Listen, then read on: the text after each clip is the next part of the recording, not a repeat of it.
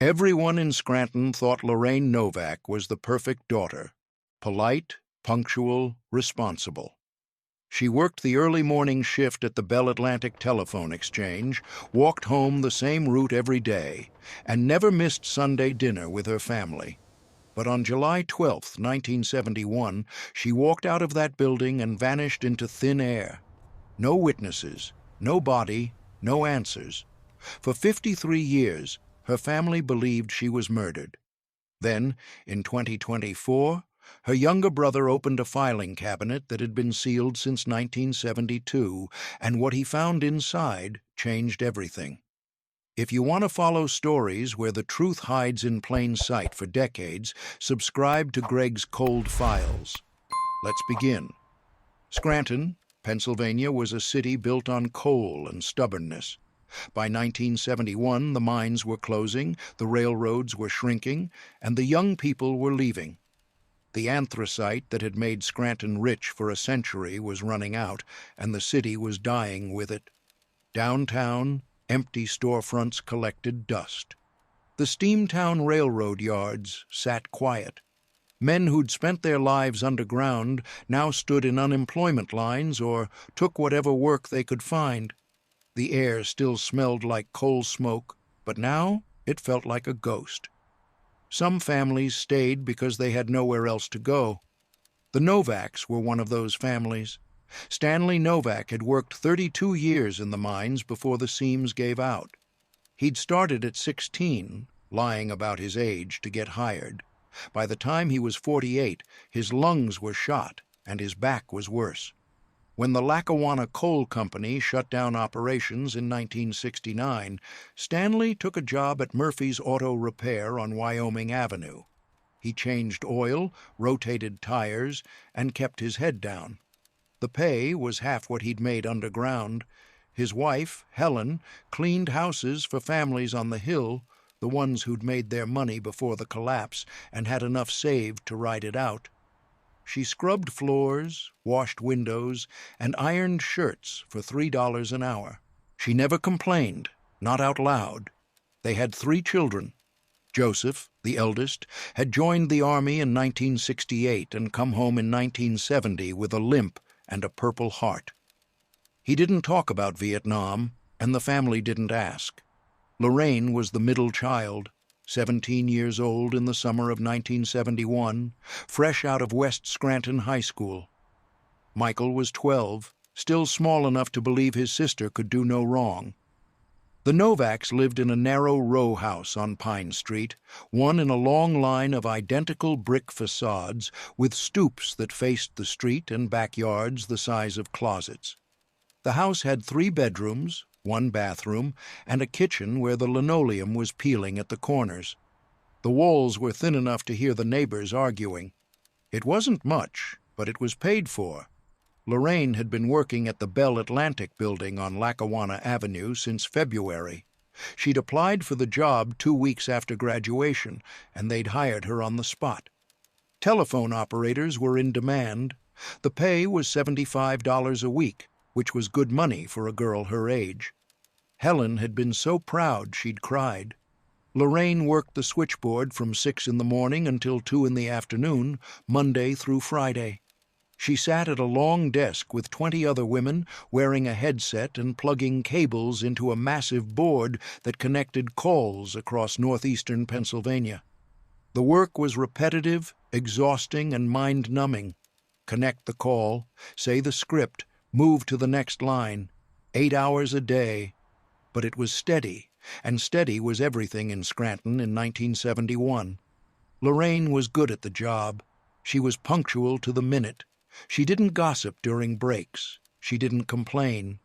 Her supervisor, Mrs. Patricia Kowalski, later told police that Lorraine was the kind of employee you wished you could clone. Reliable, invisible, perfect. But perfection, as it turned out, was a mask. At home, Lorraine was quiet in a way that her family mistook for contentment. She helped her mother with dinner, peeling potatoes with mechanical precision, while Helen chattered about Mrs. Kowalski's daughter getting engaged. She walked Michael to the library every Thursday, holding his hand and listening to him talk about dinosaurs, and she smiled at all the right moments.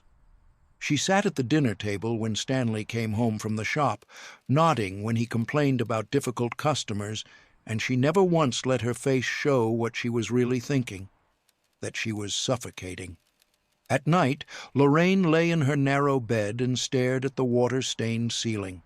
She could hear everything through the thin walls: her mother washing dishes, her father's rattling cough, the neighbor's television, the couple 2 houses down arguing about money. She'd close her eyes and imagine herself somewhere else, anywhere else. A city with tall buildings and bright lights, a beach where the air didn't smell like coal dust, a life that belonged to her and nobody else. But every morning, she woke up in the same room, in the same house, on the same street. She'd started noticing things her mother didn't want her to see. The way Helen's hands shook when she counted out grocery money, separating bills into piles for rent, electric, food. The way she'd water down the milk to make it last longer. The way she'd skip lunch so there'd be enough for dinner. Lorraine watched her father come home every evening, his shoulders hunched, his face gray with exhaustion, and she understood something her parents never said out loud. They were drowning, and they'd been drowning for years. Joseph was drowning too. He sat in the living room every night with the lights off, staring at nothing. Sometimes his hands would shake. Sometimes he'd flinch at loud noises. He never talked about Vietnam, but Lorraine could see it in his eyes. Whatever he'd seen over there had broken something inside him, and it wasn't going to get fixed. Scranton was a trap. Lorraine could feel it tightening around her throat. She'd grown up watching girls from her high school graduate work at the diner or the Five and Dime for a year, then marry boys who worked at the shop or the warehouse. Within 2 years, they'd be pushing strollers and living in the same row houses their mothers had lived in. She'd seen it happen to her cousin Marie, to her neighbor Jennifer, to a dozen other girls whose names she couldn't remember because they'd all become the same person, tired, worn down, invisible. That was the future Helen wanted for her. Secretarial school, if they could afford it, a nice local boy, a wedding at St. Stanislaus, grandchildren, a life lived within 12 blocks. Lorraine would rather die. She'd made her decision in April, sitting at her switchboard, connecting a call between Harrisburg and Philadelphia. She'd listened to a woman's voice on the line, confident and clear, talking about a business meeting in New York. The woman sounded free. Lorraine had hung up the call and realized something. She could be that woman. She could leave. She could become someone else. She just had to be willing to do whatever it took. The morning of Monday, July 12th, 1971, was warm and clear. Lorraine woke at 5, same as always. She dressed in a pale blue blouse and a dark skirt. She pulled her hair back into a neat ponytail. She ate a piece of toast, standing at the counter while her mother packed her lunch. Stanley was already gone. Joseph was asleep upstairs. Michael was still in bed. Helen watched her daughter pull on her jacket. "You okay, honey?" Lorraine smiled. "I'm fine, Ma." "You seem tired lately." "Just the heat." Helen nodded. She handed Lorraine the brown paper bag with her sandwich. "Be careful walking home. It's supposed to get hot this afternoon." "I will." Lorraine kissed her mother on the cheek and walked out the door. She turned left on Pine Street and headed toward downtown. The sun was just starting to rise over the city. The air smelled like asphalt and coffee. She passed the corner store, the barber shop, the shuttered theater. She didn't look back. She walked 12 blocks to the Bell Atlantic building, a 4-story brick structure with tall windows and a marble lobby. She climbed the stairs to the 3rd floor and clocked in at 5:58. She took her seat at Station 14, adjusted her headset, and waited for the first call. The shift was like every other.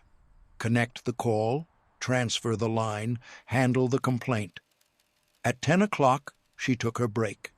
She sat with Diane Schultz in the break room and drank weak coffee from a paper cup. Diane talked about the Poconos, about her husband's new car, about the humidity. Lorraine nodded and smiled and said very little. At 1:47, Lorraine used her access code to place a long-distance call. The number was in Harrisburg. The call lasted 2 minutes. When she hung up, her hands were steady. At 2 o'clock, Lorraine clocked out. She said goodbye to Mrs. Kowalski. She pushed through the heavy glass doors and stepped onto Lackawanna Avenue. The sidewalk was crowded with the lunch rush. She turned left, heading toward Pine Street. 3 blocks later, she turned right onto Wyoming Avenue. She walked 2 more blocks, then ducked into the Greyhound bus station. Inside, she bought a one-way ticket to Harrisburg. Cash. No questions. The bus left at 2:35. Lorraine Novak got on that bus, and she never came back. By 3:30, Helen was worried. By 4, she was frantic. By 5, Stanley was home, and Joseph was driving the streets. By 6:45, they were at the police station. Officer Leonard Cassidy took the report. He was in his mid-40s, balding, tired. He asked the usual questions. When did you last see her? Was she upset? Did she have a boyfriend? Stanley's face went red. My daughter doesn't have a boyfriend. Someone took her. Cassidy nodded and wrote it down. He'd heard it before. 17-year-old girls ran away all the time. Most of them came back within a week. But he didn't say that out loud. By Tuesday morning, the Scranton Police Department began a search. They interviewed Lorraine's co-workers. Everyone said the same thing. Quiet, reliable, no problems. They interviewed her classmates. Most hadn't seen her since graduation. One girl, Marcy Gilmore, said Lorraine had talked about secretarial school, maybe in Harrisburg. Did she say when she was planning to go? The detective asked. Marcy shrugged. She didn't say. I just remember her mentioning it once. Detectives canvassed Lackawanna Avenue. They spoke to shopkeepers, bus drivers, construction workers. A man named Vincent Pillardi, who ran a newsstand on the corner of Lackawanna and Wyoming, thought he might have seen her walk past around 2:15. He wasn't sure. It had been busy. That was the closest thing to a lead. The Novak family printed flyers. Helen and Michael walked the neighborhoods, taping Lorraine's photograph to telephone poles and shop windows. Her face stared out from 100 different corners. Missing. Last seen July 12th. If you have any information, please call. Joseph drove to Wilkes Bar, Carbondale, Hazleton. He showed Lorraine's picture to waitresses, gas station attendants, motel clerks. No one had seen her. Stanley sat at the kitchen table and didn't speak. The first theory was abduction. Scranton wasn't violent, but it wasn't safe. There had been muggings downtown. 2 women had been assaulted near the train yard in the spring. Maybe Lorraine had been grabbed off the street. Maybe she'd fought. Maybe she hadn't had time to scream. But there were problems with that theory. Lackawanna Avenue at 2 in the afternoon was crowded. Someone would have seen something, and there were no signs of a struggle. No torn clothing, no dropped purse, nothing. The second theory was that she'd run away. Officer Cassidy brought it up again during a follow-up interview on July 15th.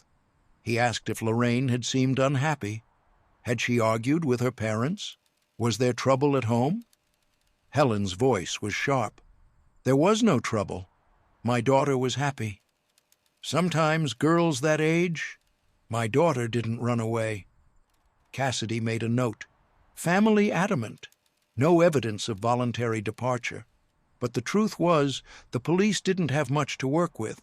No body, no crime scene, no witnesses. Just a girl who'd walked out of a building and disappeared. By the end of July, the case was stalling. The Scranton Police Department didn't have the manpower for an intensive missing persons investigation. The FBI was contacted, but without proof that Lorraine had been taken across state lines, they declined to get involved. On August 3rd, a woman named Evelyn Price called the station. She said she'd seen a girl matching Lorraine's description at the Greyhound bus station on the afternoon of July 12th. The girl had been carrying a small suitcase and wearing sunglasses. Mrs. Price wasn't certain, but she thought it might have been her. Detectives followed up. They reviewed the bus schedules, departures to New York, Philadelphia, Pittsburgh, Harrisburg. They contacted Greyhound's main office and requested passenger manifests. But in 1971, bus companies didn't keep detailed records. Most people paid cash. Names weren't recorded. The lead died. By September, the case was cold. Lorraine's photograph was still taped to windows around Scranton, but the paper was curling at the edges. The police had no new information. The Novak family held a prayer service at St. Stanislaus Church. Helen lit a candle and prayed for her daughter's safe return. Stanley stood beside her and said nothing. Joseph moved to Harrisburg in October for a job with the state. He called home every Sunday. He always asked if there was news. There never was. In November, a body was found near Moosic. For 2 days, the Novaks held their breath. Then the coroner identified the remains as a woman in her 40s. Not Lorraine. The years crawled forward. Michael grew up in the shadow of his missing sister.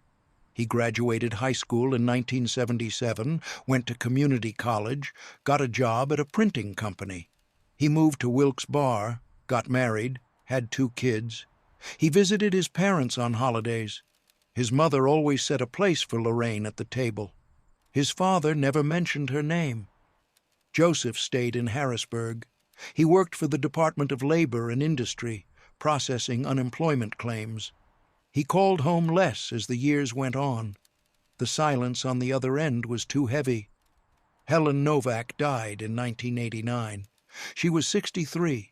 The doctor said heart failure, but Michael knew it was grief. Stanley followed in 1992. He was 68. Emphysema, the certificate said, but Michael knew it was defeat. He buried them both next to the empty plot they'd reserved for Lorraine. By the mid-1990s, Lorraine Novak was a footnote. Her case file sat in a storage room at the Scranton Police Department, boxed up with dozens of other cold cases from the 70s.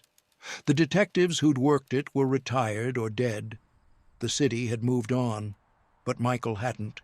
He thought about Lorraine often, the way she used to help him with homework, the way she used to walk him to school on cold mornings, the way she used to laugh at his jokes, even when they weren't funny. He remembered the last time he'd seen her, standing at the front door in her blue blouse, pulling on her jacket. He'd been eating cereal. He hadn't said goodbye. In 2003, Michael attended a work conference in Scranton.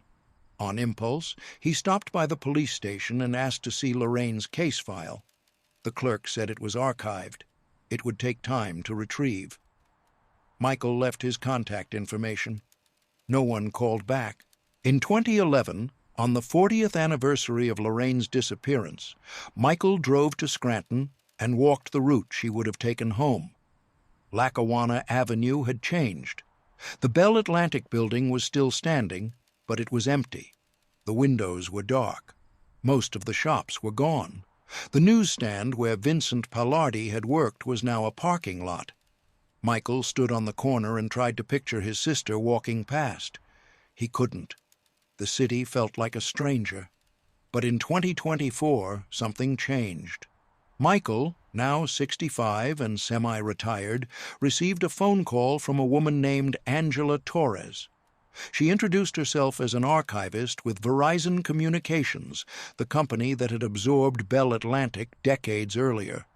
Verizon was digitizing old employee records and administrative documents as part of a corporate archive project. While sorting through boxes from the Scranton office, Angela had found a sealed filing cabinet labeled Personnel 1970-1972. Inside were payroll records, incident reports, and a folder marked Interdepartmental Communications, Supervisor Review. One of the documents was a memo dated July 9th, 1971. 3 days before Lorraine disappeared, the memo was addressed to Mrs. Patricia Kowalski. It read, "Employee L. Novak has requested early termination of employment effective July 16th, 1971. Reason cited, relocation. Final paycheck to be issued upon completion of notice period. Please confirm receipt." Angela didn't know who Lorraine Novak was, but when she searched the name online, she found an old newspaper article from 1971, "Scranton Girl Missing After Work Shift." She called Michael. When Michael answered, Angela explained what she'd found. Michael listened in silence. When she finished, he sat down. His hands were shaking. "She was planning to leave," he said quietly. "It looks that way. And she never told anyone? I'm sorry." Michael hung up and stared at the wall. For 53 years, he'd believed his sister had been taken, murdered, gone. But she hadn't been taken. She'd left. She'd planned it. She'd lied. The next day, Michael drove to Scranton. Angela met him at the Verizon office and gave him a photocopy of the memo. He held it in both hands and read it 3 times. "Did the police ever see this?" he asked. "I don't think so. The cabinet was sealed." Michael took the memo to the Scranton Police Department. The detective who met with him was a man named Brian Kowalski. He was in his early 40s, sharp-eyed and skeptical. He'd never heard of Lorraine Novak, but he listened. Kowalski pulled the old case file. It was thick, yellowed, full of handwritten notes. He read through the interviews, the timelines, the dead-end leads. Nowhere in the file was there any mention of Lorraine planning to quit. "This changes the investigation," Kowalski said. "Can you reopen it?" "Already am." Over the next 2 weeks, Kowalski moved fast. He pulled Lorraine's personnel file from Verizon. Inside, tucked behind her employment application, was a handwritten note on Bell Atlantic stationery. "If anything happens, contact Raymond Halloran, 717-555-0147. Kowalski ran the name. Raymond Halloran, owner of a Harrisburg apartment building in 1971, moved to Florida in 1982, died in 2006. But Kowalski had one more card to play. He requested archived long-distance call records from Verizon. It was a long shot, but the merger with Bell Atlantic had preserved certain files. On March 8, 2024, he got a hit. 3 calls from Lorraine's operator code in the week before she disappeared, all to Halloran's Harrisburg number. The last call was placed at 1:47 p.m. on July 12th, 13 minutes before she clocked out. This wasn't an abduction. This was a plan. Kowalski searched newspaper archives and found it. August 1971. Harrisburg man, questioned in bank robbery investigation. Raymond Halloran, 34, questioned by the FBI about a robbery at First National Bank in Carlisle on July 14, 1971. 3 men, $120,000. No arrests. July 14th, 2 days after Lorraine disappeared. Kowalski pulled the FBI file. Most of it was redacted, but there was a handwritten note from the lead agent. Halloran suspected of using intermediaries. Possible female associate. Could not confirm identity. Kowalski called Michael. "Did Lorraine know anyone in Harrisburg?" "She mentioned secretarial school once. That's all." Kowalski spent the next week reconstructing Lorraine's final months. Former co-workers, bank records. One detail jumped. In June 1971, Lorraine had withdrawn her entire savings, $680, cash. Helen had never known. Then, in May, Lorraine had gotten her driver's license. Helen had told police in 1971 that Lorraine didn't drive. She'd been wrong about a lot of things. In April 2024, Kowalski got the break he needed. Dorothy Halloran, Raymond's niece, called Harrisburg PD. She'd found a box of old photographs while cleaning out her uncle's storage unit. One showed Raymond standing beside a young woman with dark hair. On the back, Ray and Lorraine, July 1971. Kowalski showed it to Michael. The woman's face was partially turned, but the resemblance was clear. "That's her," Michael whispered. Kowalski requested Halloran's post-1971 records. Arrests in Miami and Tampa, moved to Clearwater in 1982, died in 2006. But the file included a list of known associates. One name, Lorraine Hayes, Florida driver's license, 1973. Same birth date as Lorraine Novak. Property records showed she'd bought a house in Clearwater in 1984, sold it in 2001. The realtor mentioned she'd moved north, Pennsylvania. Cross-referencing property records, tax filings, and utility accounts, they found her in June 2024. A woman named Lorraine Hayes living in Allentown, 70 years old, part-time library worker. Kowalski called Michael. "I found her." Michael's voice cracked. "Where?" "Allentown. I'm going tomorrow. Do you want to come?" There was a long pause. "Yes." On June 18, 2024, Kowalski and Michael drove to Allentown. The apartment building was a modest two-story structure on a quiet street. They climbed the stairs to the second floor. Michael's hands were shaking. Kowalski knocked. A woman opened the door. She was in her 70s, gray hair, glasses, a careful expression. She wore a cardigan and slippers. "Can I help you?" she asked.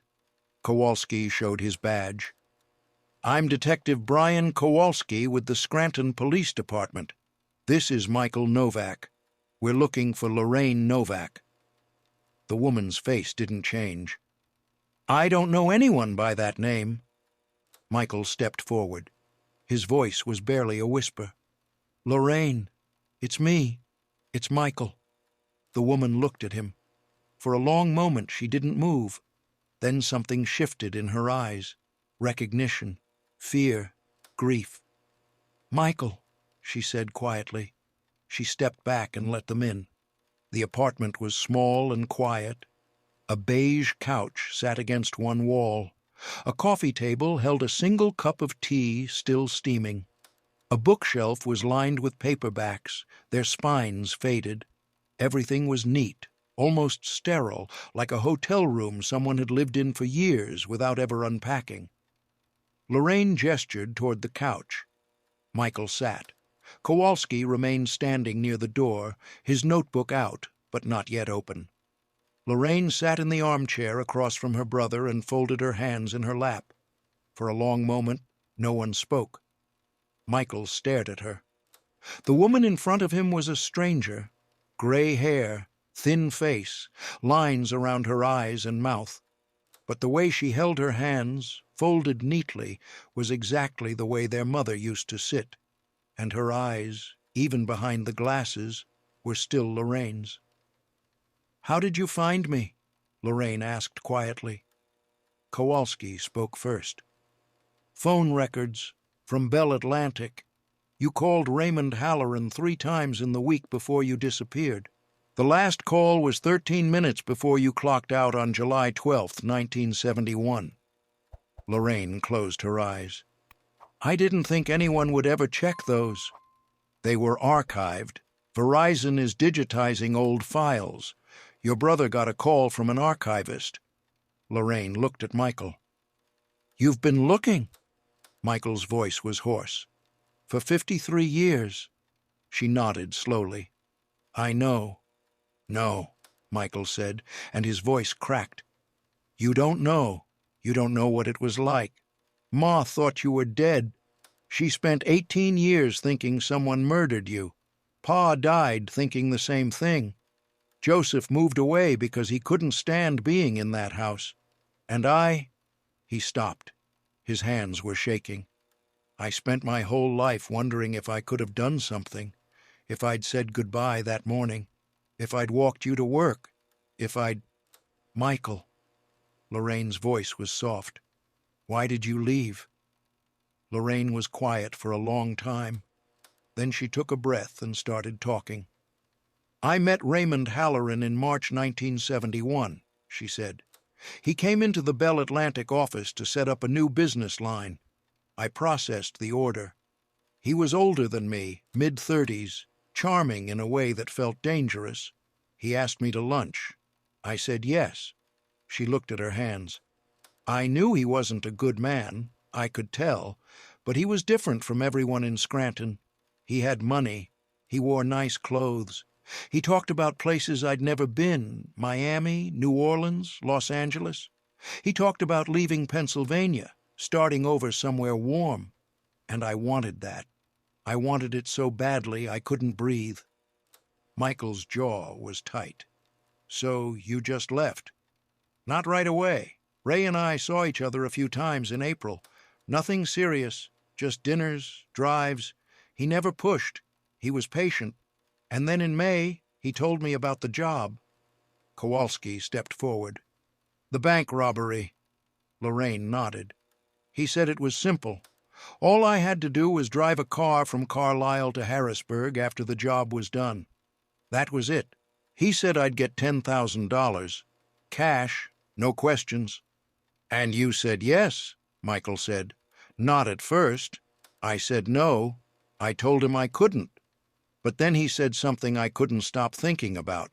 He said, 'You're 17 years old, working at a switchboard for $75 a week. You're going to do that for the rest of your life unless you make a different choice.' And I looked at my life, really looked at it, and I realized he was right. I was going to end up like Ma, cleaning other people's houses, counting pennies, dying in that same row house on Pine Street." Michael's voice was cold. "So you chose crime. I chose myself, by lying to everyone who loved you." Lorraine's eyes filled. "Yes." "Did you plan it alone?" "No, Ray planned everything. He told me to give notice at work, but to keep it quiet. He said if anyone asked, I should say I was thinking about secretarial school in Harrisburg. He gave me the date, July 12th. He said there'd be a bus ticket waiting for me at Greyhound. He told me to get on the 2:35 to Harrisburg, check into a motel under the name he gave me, and wait. Someone would contact me." "And you did it." "I did." "What about us?" Michael's voice broke. "What about your family?" Lorraine wiped her eyes. "I left a note in my personnel file at work. Ray told me not to, but I did it anyway. I wrote down his name and phone number. I thought, if something goes wrong, if I disappear, maybe someone will find it. But nothing went wrong. The plan worked." Kowalski asked, "What happened after you got to Harrisburg?" Lorraine took a breath. "I checked into the motel on July 12th. A man came to my room that night. He gave me keys to a car and an address in Carlisle. He said the car would be parked in a lot 2 blocks from First National Bank. He said I was to be there at 6 p.m. on July 14th. When the job was done, someone would bring a bag to the car. I was supposed to drive it to a storage unit in Harrisburg, leave the bag in locker 37 and walk away." "And you did." "I did. I was terrified the whole time. I kept thinking the police would pull me over, that someone would see me, that I'd get caught.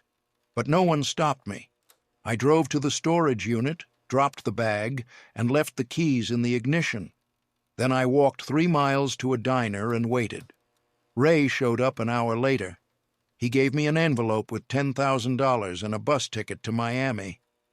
"You never saw the robbery happen?" "No, I wasn't there. I didn't see it. I didn't know the men involved. Ray made sure of that.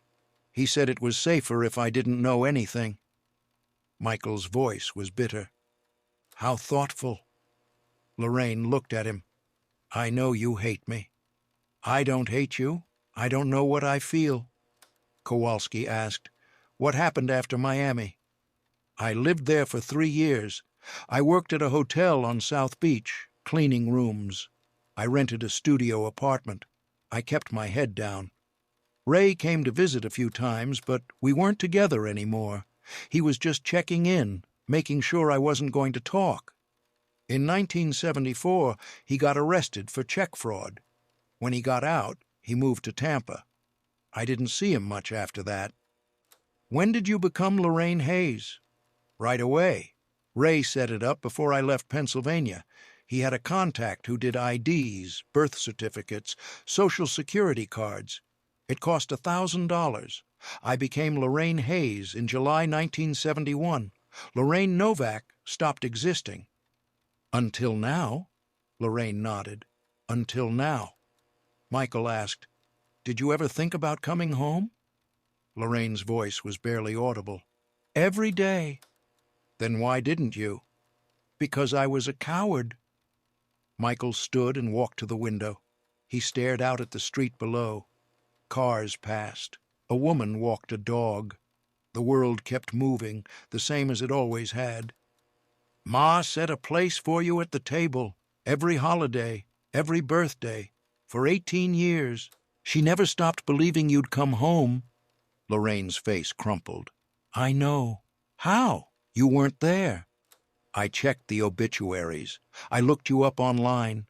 I knew when Ma died. I knew when Pa died. I knew when you got married, when you had kids. I knew where Joseph lived. I kept track of all of you." Michael turned. "And you never reached out." "I wanted to. God, I wanted to. But what was I supposed to say? 'Hi, it's Lorraine. I'm not dead. I just chose to leave and let you suffer for 50 years. "Yes," Michael said. "That's exactly what you should have said." Lorraine stood. "I made a choice, a terrible choice, and I lived with it every single day. I know what I did to you. I know what I did to Ma and Pa. I know I can't fix it." Michael's voice was shaking.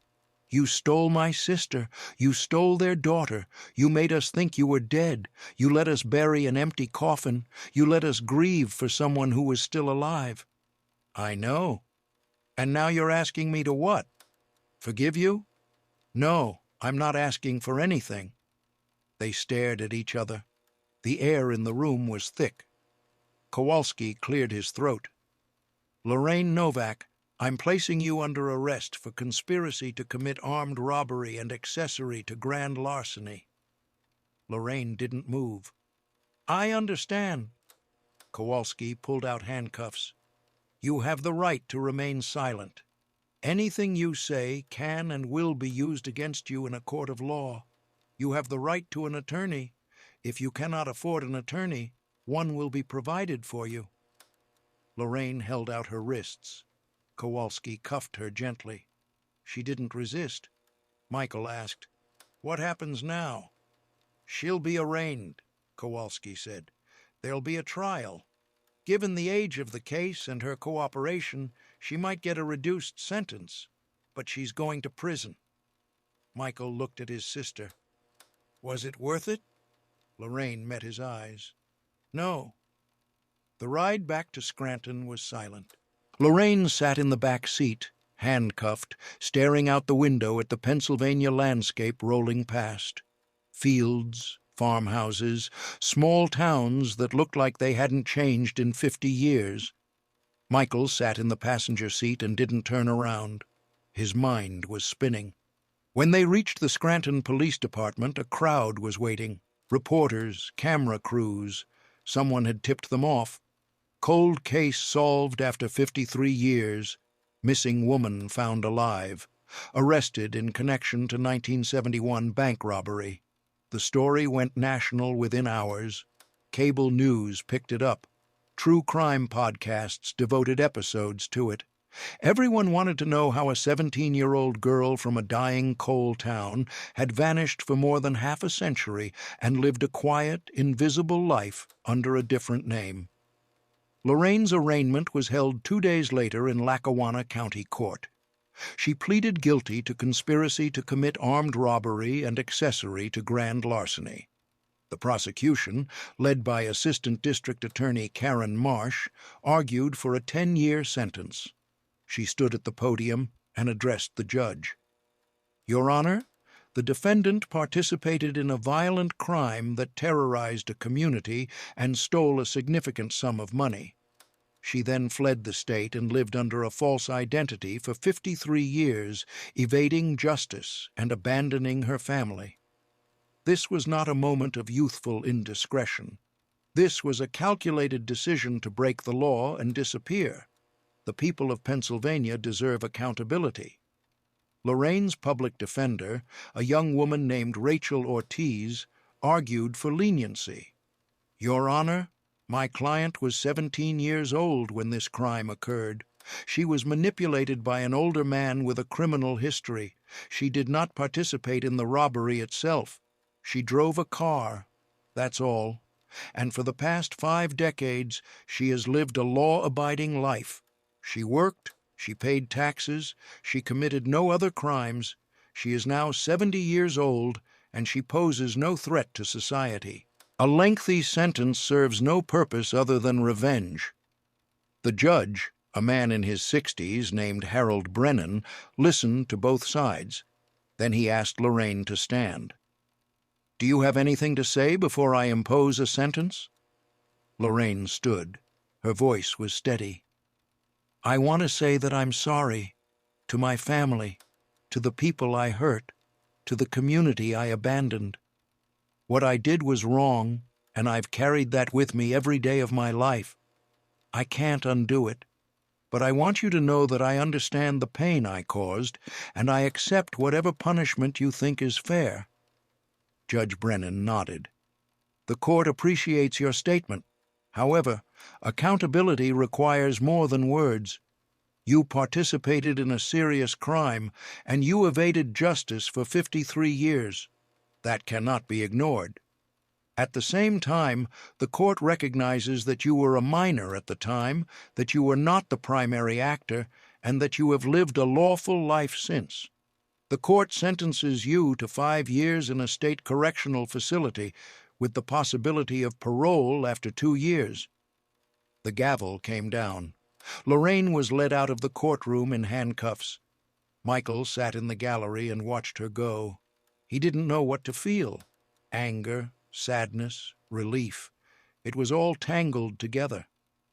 Outside the courthouse, reporters swarmed him. "Mr. Novak, how do you feel about your sister's sentence? Do you plan to visit her in prison? Do you forgive her?" Michael didn't answer. He got in his car and drove home. Lorraine was sent to the State Correctional Institution at Muncie, a women's prison in north-central Pennsylvania. She shared a cell with a woman in her 40s who was serving time for embezzlement. The days were long and repetitive: wake at 6, breakfast, work detail, lunch, recreation, dinner, lights out at 9. Lorraine kept to herself.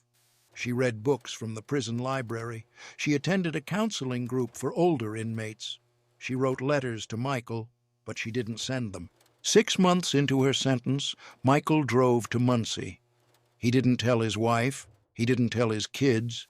He just got in the car one Saturday morning and drove 2 hours north. The visiting room was institutional and cold. Plastic chairs, vending machines, a guard at the door. Lorraine was brought in wearing a gray jumpsuit. She looked smaller than he remembered. They sat across from each other. Neither spoke at first. Finally, Lorraine asked, "Why are you here?" "I don't know." "You don't have to be." "I know." They sat in silence. Then Michael said, "Ma used to set a place for you at dinner. Every Thanksgiving, every Christmas. Even after Pa said to stop. She'd put out the plate and the silverware, and she'd say, 'Just in case Lorraine comes home.'" Lorraine's eyes filled with tears. "I'm so sorry." "I know you are.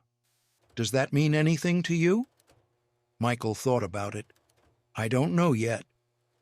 They talked for an hour, about small things, about the weather, about Michael's kids, about the books Lorraine was reading. They didn't talk about the past. They weren't ready. When the visit ended, Michael stood to leave. Lorraine said, "Thank you for coming." Michael nodded. "I'll come back." You don't have to. I know. Over the next year and a half, Michael visited Lorraine every other month. The conversations got easier. They talked about their parents, about Joseph, about the life Lorraine had lived in Florida. They didn't talk about forgiveness. That word was too big, too complicated. In December 2026, Lorraine was granted parole. She was released 2 weeks before Christmas. She moved to a halfway house in Reading, Pennsylvania, about an hour from Scranton. She found work at a small bookstore downtown. She attended weekly meetings with a parole officer. She kept her head down. Michael called her once a month. The conversations were short, awkward, full of pauses, but they kept calling. In November 2027, Michael invited Lorraine to Thanksgiving dinner at his house in Wilkes Barre. His wife, Patricia, wasn't sure it was a good idea. "She lied to everyone for 50 years, Patricia said. "How do you just get over that?" "I don't know if I can," Michael admitted. "But she's still my sister." "Are you sure about this?" Michael wasn't, but he made the call anyway. Lorraine arrived at 4 in the afternoon. She brought an apple pie from the bakery near her apartment. She stood on the porch for a full minute before knocking. When Michael opened the door, she smiled nervously. "Hi. Hi. Come in." The house smelled like turkey and stuffing. Michael's kids, now in their 20s, were in the living room watching football. Patricia was in the kitchen. Lorraine stood in the entryway, clutching the pie, looking like she wanted to run. Michael introduced her. "This is my sister, Lorraine." His daughter, Emily, who was 23, shook her hand. "It's nice to meet you." "You too." His son, David, nodded from the couch. Patricia came out of the kitchen, wiping her hands on a towel. She was polite but guarded. "Dinner's almost ready." They sat at the table. Michael said grace.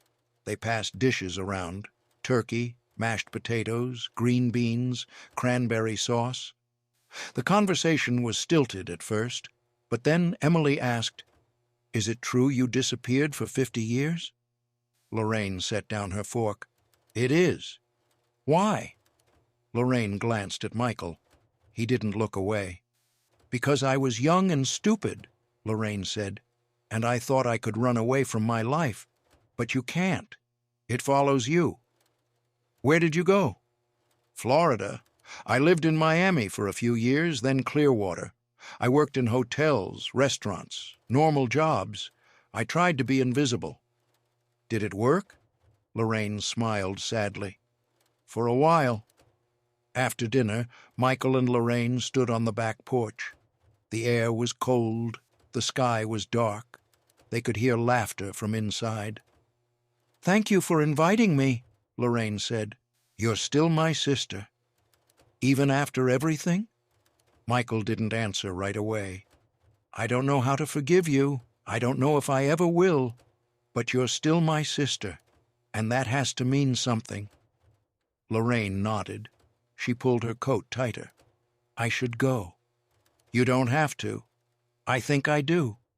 Michael walked her to her car. She got in, started the engine, and rolled down the window. "Michael?" "Yeah?" "Do you think Ma would have forgiven me?" Michael thought about it.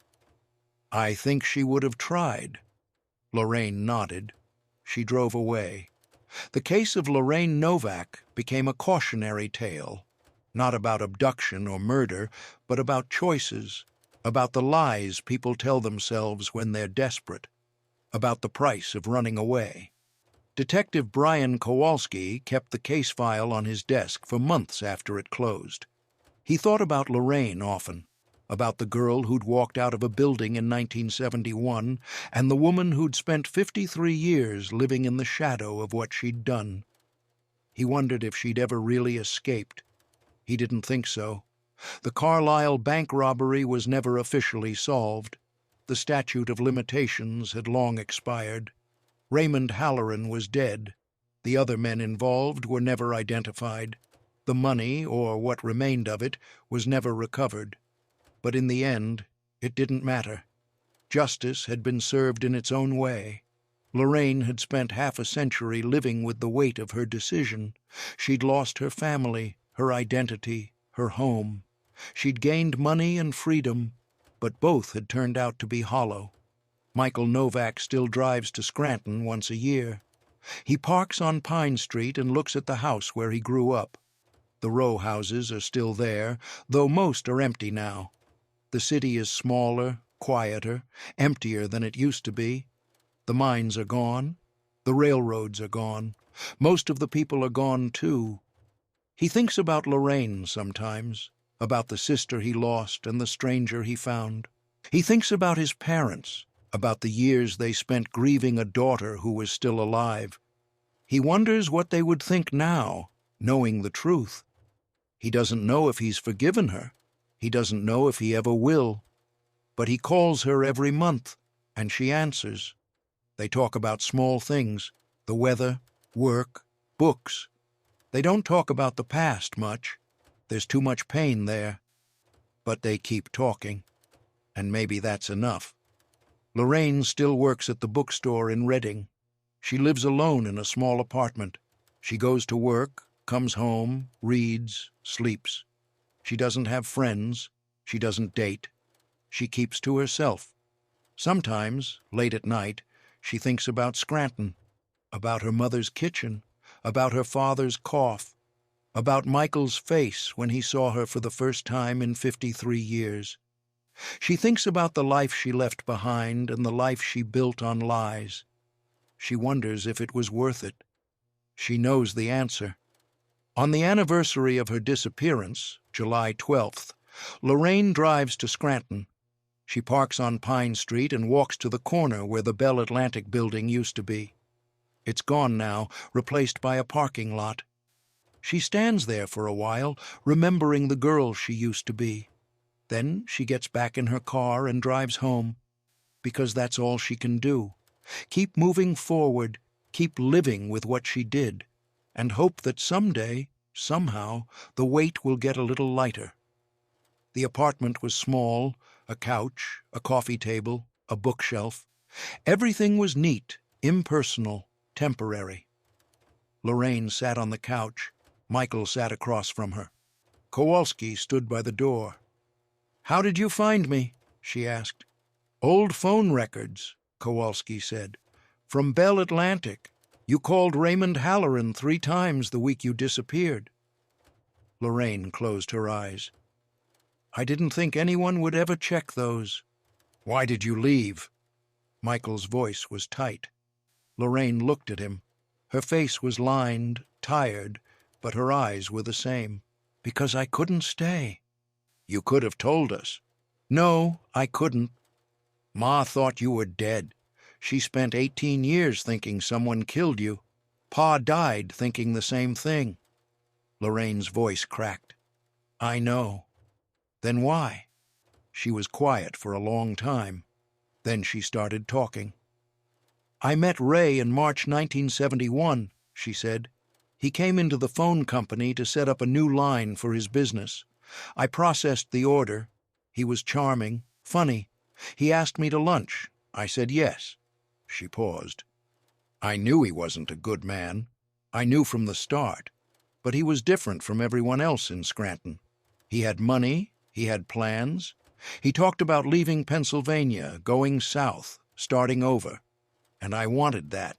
I wanted out so badly I couldn't breathe." Michael didn't speak. "Ray told me about the job in May. He said it was easy. All I had to do was drive a car from point A to point B. That's it. He said I'd get $10,000. I'd never seen that kind of money in my life." "The bank robbery," Kowalski said. Lorraine nodded. "I didn't know the details. I didn't want to know. Ray said it was safer that way. He told me to quit my job, tell my family I was going to secretarial school in Harrisburg, and meet him on July 12th. "But you didn't tell your family," Michael said. "I couldn't. If I told Ma, she'd try to stop me. If I told Pa, he'd lose his mind. And if I told Joseph—" She trailed off. "Joseph would have gone to the police," so I didn't tell anyone." She looked at Michael. "I left the note in my personnel file in case something went wrong. If I disappeared, if something happened, I wanted someone to know where to look. But nothing went wrong. Ray's plan worked. I drove the car, I dropped it off, I got paid, and I left." "You went to Florida," Kowalski said. "Yes, Ray had contacts in Miami. He set me up with a new name, new ID. I worked in a hotel for a few years. Then I moved to Clearwater. I stayed there until 2001. "Why come back to Pennsylvania?" Lorraine's voice was soft. "Because I got tired of running, and because everyone I was running from was dead." Michael's face was hard. "You knew Ma and Pa died?" "I found out. I checked the obituaries online every few years. When I saw Ma's, I almost came home. But I didn't. I was too afraid. And when Pa died—" She stopped. "I thought about it, but too much time had passed. What was I supposed to say? I chose to leave. I chose to let you think I was dead." "We looked for you," Michael said. His voice was shaking. "For years. We put up flyers. We called police stations. We never stopped hoping." "I know. You could have called. You could have sent a letter. Anything." "I know." Michael stood up. He walked to the window and stared out at the street. When he spoke again, his voice was quiet. "Did you spend the money?" "Some of it. Not all. I saved most of it. I didn't want to live like a criminal." "But you were a criminal." Lorraine didn't answer. Kowalski stepped forward. "Lorraine Novak, I'm placing you under arrest for conspiracy to commit armed robbery and accessory to grand larceny." Lorraine didn't resist. She stood and held out her wrists. Kowalski cuffed her gently. Michael turned from the window. "What happens now?" "She'll be arraigned. There'll be a trial. Given the age of the case and her cooperation, she might get a reduced sentence. But she's going to prison." Michael looked at his sister. "Was it worth it?" Lorraine met his eyes. "No." The ride back to Scranton was silent. Lorraine sat in the back seat, handcuffed, staring out the window. Michael sat beside Kowalski and didn't speak. When they reached the police station, reporters were waiting. Someone had tipped them off. "Cold case, solved, after 53 years. Missing woman found alive." The story went national. Cable news picked it up. True crime podcasts devoted episodes to it. Everyone wanted to know how a 17-year-old girl from Scranton had vanished for 53 years and lived a quiet life under a different name. Lorraine's arraignment was held in August 2024. She pleaded guilty to conspiracy and accessory charges. The prosecution argued for a 10-year sentence. The defense argued for leniency given her age, her lack of a criminal record aside from this incident, and the fact that she'd lived a law-abiding life for 5 decades. The judge sentenced her to 5 years with the possibility of parole after 2.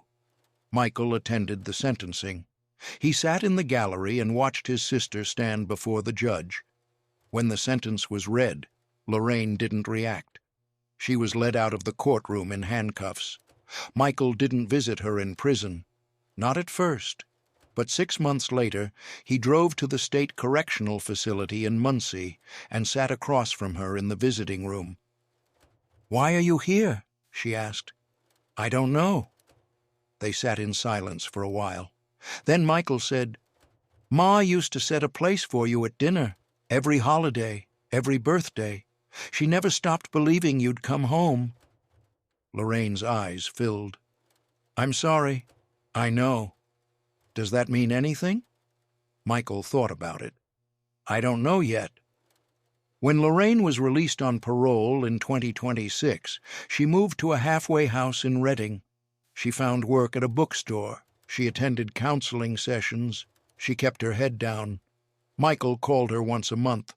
The conversations were short, awkward, full of long pauses. But they kept calling. In 2027, Michael invited her to Thanksgiving dinner at his house in Wilkes Barre. His wife wasn't sure it was a good idea. His kids didn't know what to think, but Michael insisted.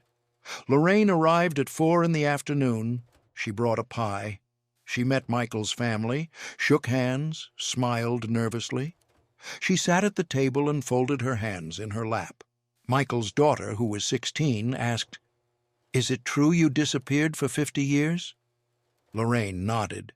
"It is. Why?" Lorraine looked at Michael.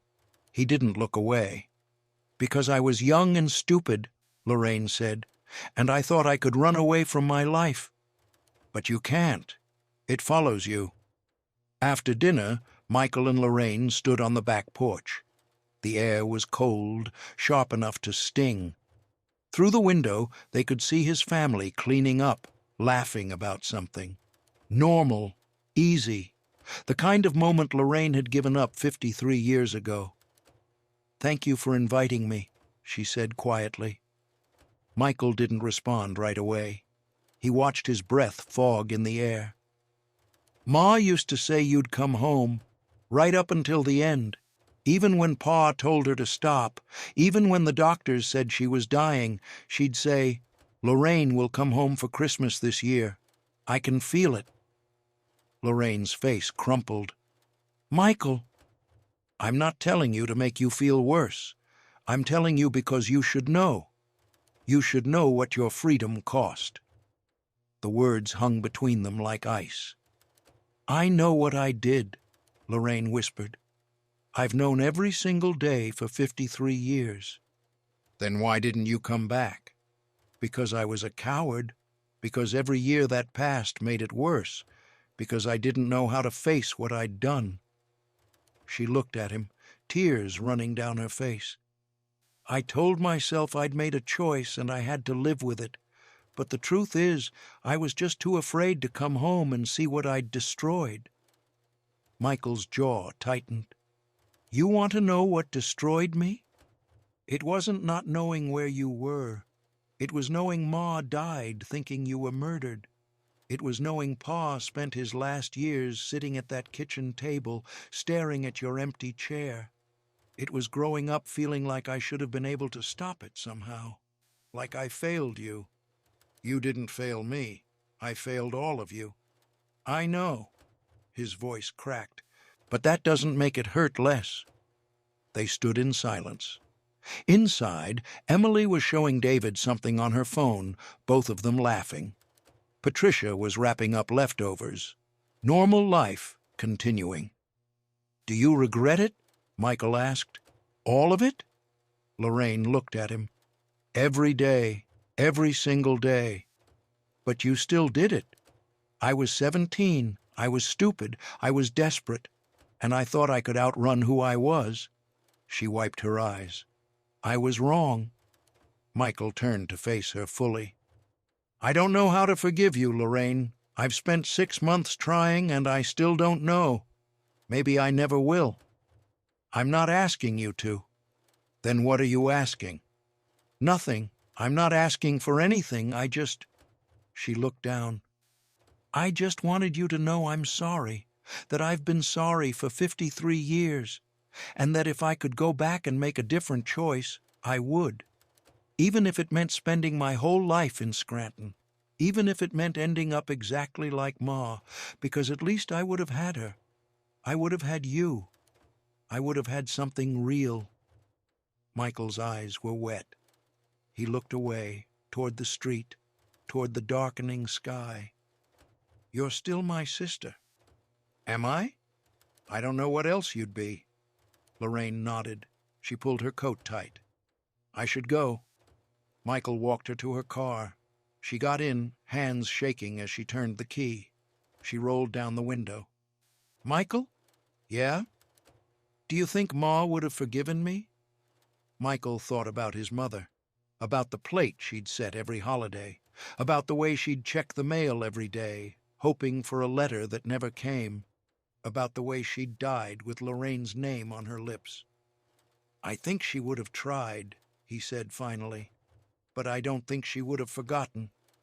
Lorraine nodded. I wouldn't want her to. She drove away. Michael watched until her taillights disappeared. Inside, Patricia came to the door. You okay? I don't know. Do you want to talk about it? Not yet. She squeezed his hand and went back inside. Michael stood on the porch for a long time, looking at the empty street. The case of Lorraine Novak became a story people told in different ways, depending on who was telling it. Some called it a cautionary tale about greed. Others called it a tragedy about desperation. Detective Kowalski, who kept the file on his desk long after it closed, thought of it as something simpler and sadder. A story about a girl who thought she could escape herself and spent 53 years learning she was wrong. The Carlisle bank robbery was never officially solved. The statute of limitations had expired decades ago. Raymond Halloran was dead. The other men were never identified. The money was never recovered. But Lorraine paid anyway. Not with prison time. She served her 2 years and was paroled. She paid with the weight of carrying 2 lives, with the knowledge that her freedom had cost her family decades of grief, with the understanding that you can change your name and your face and your address, but you can't change what you've done. Michael Novak drives to Scranton every year on July 12th. He parks on Pine Street in front of the row house where he grew up. Most of the houses are empty now. The neighborhood is dying the same slow death as the rest of the city. He sits in the car and thinks about the morning his sister left, about the cereal he'd been eating, about how he'd barely looked up when she said goodbye. He thinks about his parents, about the life they'd lived, scraping by, holding on, hoping their daughter would come home. He thinks about the empty plot they'd reserved for Lorraine, the one that's still empty. He thinks about his sister, living in Reading now, working at a bookstore, calling him once a month. Their conversations are still awkward, still full of pauses and unspoken hurt. But they're trying. That has to count for something. He doesn't know if he's forgiven her. Some days he thinks he has. Other days the anger comes back, fresh and sharp. But he keeps calling. He keeps showing up, because she's still his sister. And that has to mean something. Lorraine still works at the bookstore in Reading. She lives alone in a 1-bedroom apartment above a dental office.